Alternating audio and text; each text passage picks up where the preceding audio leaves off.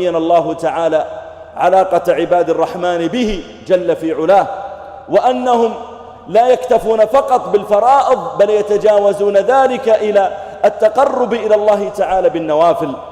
فقال سبحانه: والذين يبيتون لربهم سجدا وقياما إذا جن عليهم الليل خلوا بمحبوبهم جل في علاه وسجدوا بين يديه وتقربوا إليه ووقفوا عند بابه ولاذوا بجنابه وقالوا: يا ربنا ليس لنا ملجأ إلا أنت الذي تغفر لنا وتقبلنا وترزقنا وتشفي مرضانا وتجعل لنا ما تجعل من الخير والبركة والفضيلة.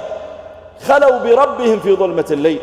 ولا شك أيها الناس أن حفاظ المرء على صلاة الوتر وهي صلاة الليل أنه يدل على إيمانه.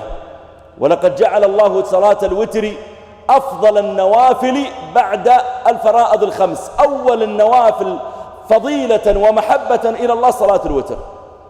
إن الله وتر يحب الوتر فأوتروا يا أهل القرآن.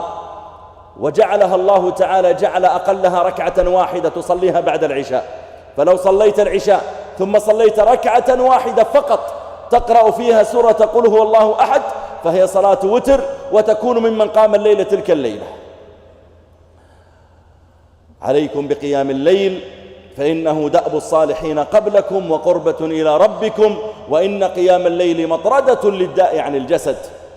قيل لي ابن القيم رحمه الله: لما نرى قوام الليل في وجوههم نضرة وضياء؟